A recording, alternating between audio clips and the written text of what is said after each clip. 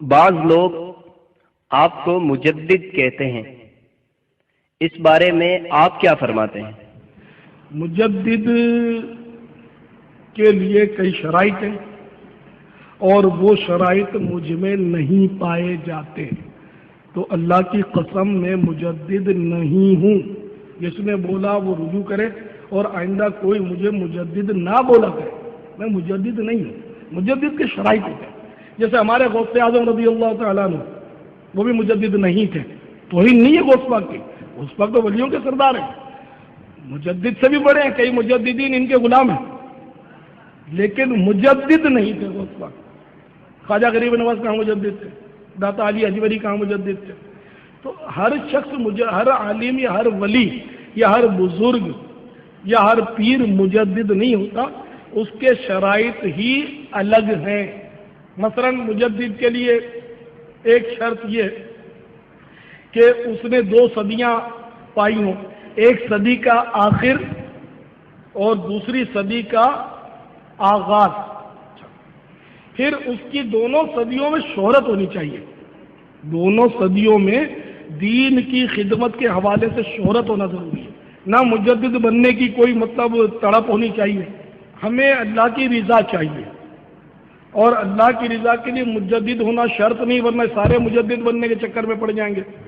تو یہ جتنے بھی بیٹھے ان میں سے تو شاید کوئی بھی مجدد نہیں ہو سکتا، اس لیے کہ 1422 سنہ ہجری ہے نا، تو 22 سال سے اگر بڑے بھی ہیں جو اسلامی بھائی، تو اس صدی میں تو بچے تھے ہی، تو یہ مجدد نہیں تھے۔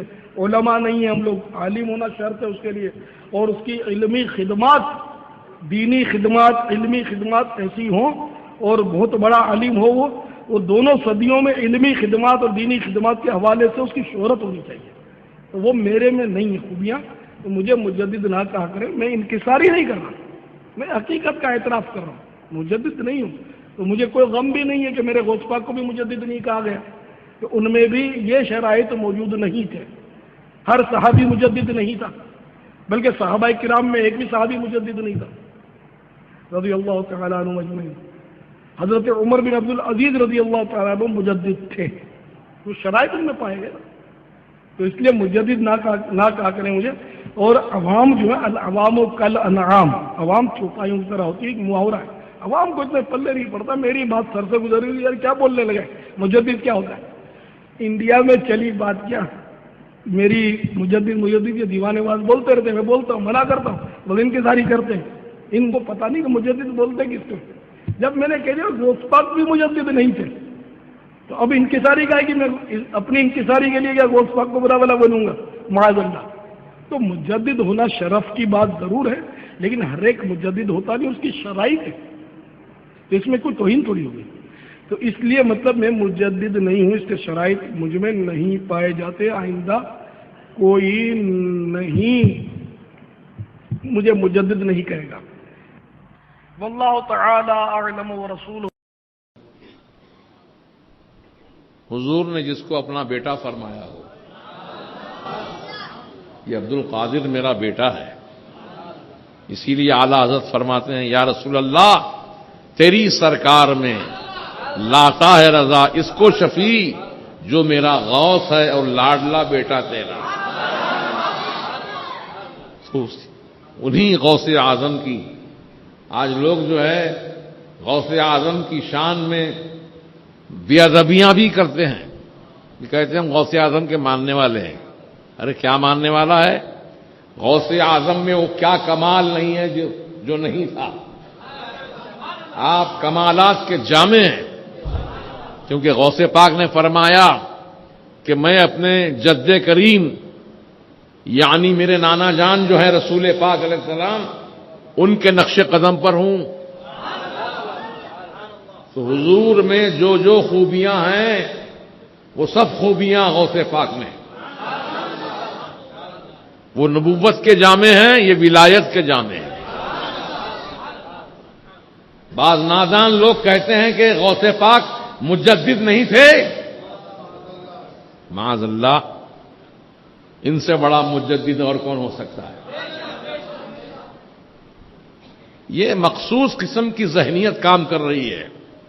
ہمارے نوجوان بچے بہک جا رہے ہیں، سوچتے نہیں آگے پیچھے کس کے پیچھے جا رہے ہیں۔ کولو کے بیل مت بنو، آنکھ بند کر کے پیچھے مت چلو، آنکھیں کھلی رکھو، ذہن تیز رکھو۔ غوث اعظم دستگیر رضی اللہ تعالیٰ عنہ وہ غوث اعظم ہیں کہ جن کے بارے میں سیدنا جنید بغدادی رضی اللہ تعالیٰ عنہ فرماتے ہیں کہ ایک اپنے مریدوں کے پاس سامنے بیٹھے تھے 200 سال پہلے، غوث اعظم کے تشریف لانے سے 200 سال پہلے، سن ذرا کان کھول کے، 200 سال پہلے سیدنا جنید بغدادی نے اپنے مریدوں کے سامنے کہا، اے لوگو، اے میرے مریدو، بغداد میں ایک اللہ کے ولی پیدا ہوں گے سے مراد تشریف لائیں گے، پیدا تو جیلان میں ہوئے آپ، وہ جلوہ فرما ہوں گے اور وہاں کی منبر پر بیٹھ کر اعلان کریں گے کہ میرا قدم تمام اولیاء اللہ کی گردنوں پر ہے۔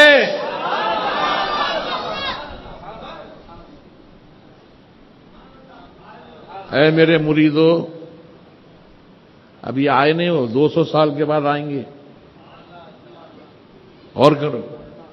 اے میرے مریدو، تم سب گواہ رہنا، میں تم سب کے سامنے تم کو گواہ بنا کر اپنا سر جھکا کر غوث اعظم کے قدم کو قبول کرتا ہوں۔ وہ غوث اعظم بڑے بڑے اولیاء جن کے قدم پاک کو اپنے سر پر قبول کیے ہیں، نالائق لوگ کہتے ہیں وہ مجدد نہیں تھے۔ ارے تمہارا کیا حشر ہوگا اللہ کو معلوم، اتنے بڑے بڑے بول مت بولو، تم مجدد نہیں ہیں یہ بات تو طے ہے، لیکن غوث پاک مجدد ہیں۔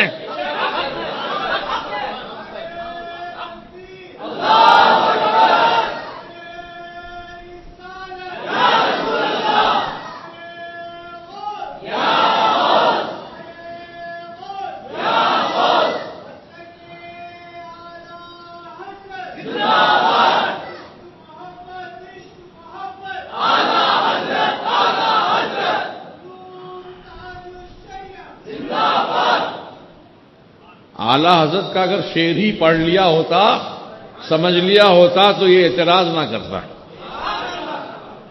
واہ کیا مرتبہ غوث بالا تیرا، واہ کیا مرتبہ اے غوث بالا تیرا۔ اب بالا میں سب آ گئے، واہ کیا مرتبہ اے غوث بالا تیرا، اونچے اونچوں کے سروں سے ہے قدم آلہ تیرا۔ سر بھلا کوئی کیا جانے کہ ہے کیسا تیرا، اولیاء ملتے ہیں آنکھیں وہ ہے تلوا تیرا۔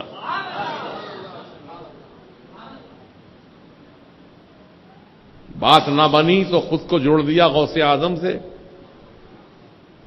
مجھ کو لوگ مجدد کہتے ہیں، کون کہتے ہیں بیوقوف لوگ تم کو مجدد؟ مجدد جو ہیں اللہ تعالی ہر 200 سال کے سرے پر 100 سال کے سرے پر پیدا فرماتا ہے،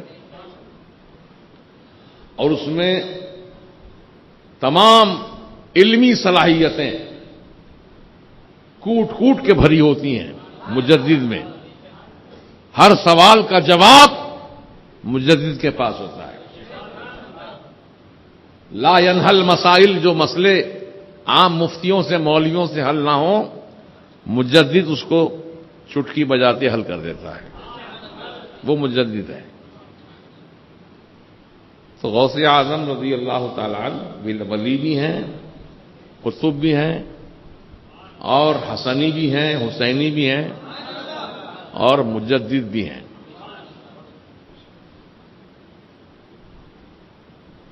مجدد کا کام، سب سے بڑا کام کیا ہوتا ہے سن لو، دین کی تشدید کرنا۔ تجدید کے معنی رینیول. جیسے آپ پاسپورٹ بنا لیے، 20 سال کا پاسپورٹ بنا، 20 سال ہو گئے بن کر، تو پھر کیا کرنا ہے آپ کو؟ رینیول کرنا. اس کو کہتے ہیں عربی میں تجدید. تے جیم دال یہ دال. تجدید کے معنی پھر نیا کرنا، پھر پرانے کو نیا کرنا. تجدید کے معنی ہے نیا کرنا، پرانے کو نیا کرنا.